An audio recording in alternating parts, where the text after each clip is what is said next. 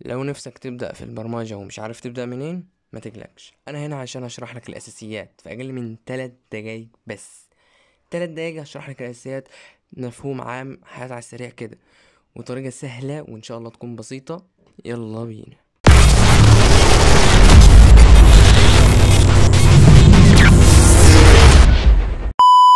او ايه هي البرمجة دي اصلا؟ يعني ايه؟ يعني تقعد تكتب كلام مش مفهوم على الشاشة.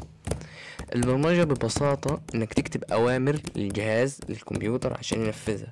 يعني خليك انت بتتكلم عربي ومعاك واحد بيتكلم انجليزي، عشان تفهمه لازم تتكلم بلغته او بلغة هو يفهمها. نفس الكلام، كل لغات البرمجة دي هي ببساطة جدا عشان تفهم الكمبيوتر انت بتقول له اعمل ايه.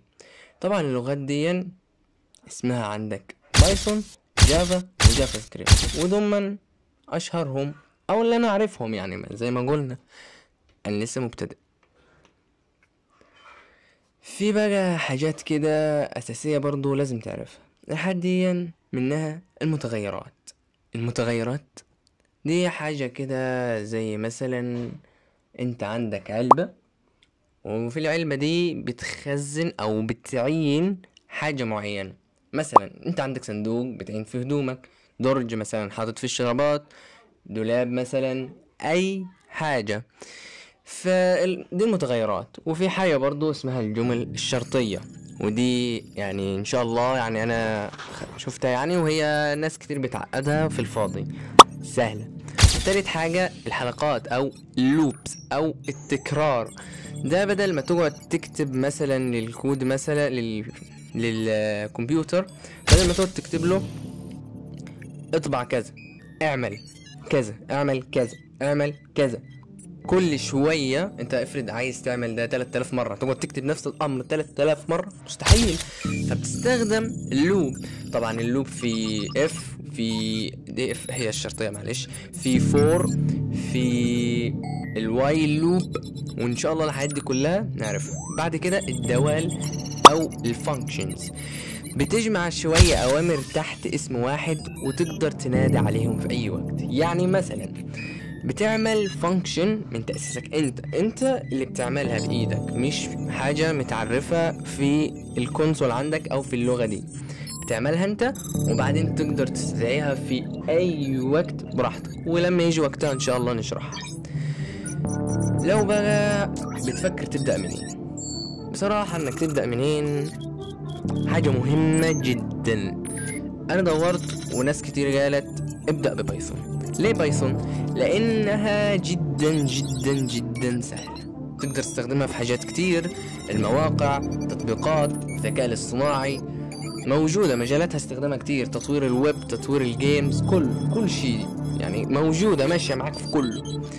بتبدأ بمشاريع بسيطة زي برنامج يحسب لك مجموع رقمين ويسجل اسماء كده يعني، لكن مع الوقت ان شاء الله بتعمل برامج كاملة. واللي بيميز لغة بايثون عن باقي اللغات ان السنتاكس بتاعها جدا سهل، جدا بسيط، تقدر تفهمه بالعقل. يعني مثلا في سنتاكس اسمه print، الأداة دي او الفانكشن او اللي هي البرنت دي، يعني بتكتب برنت، بتفتح قوس بعدين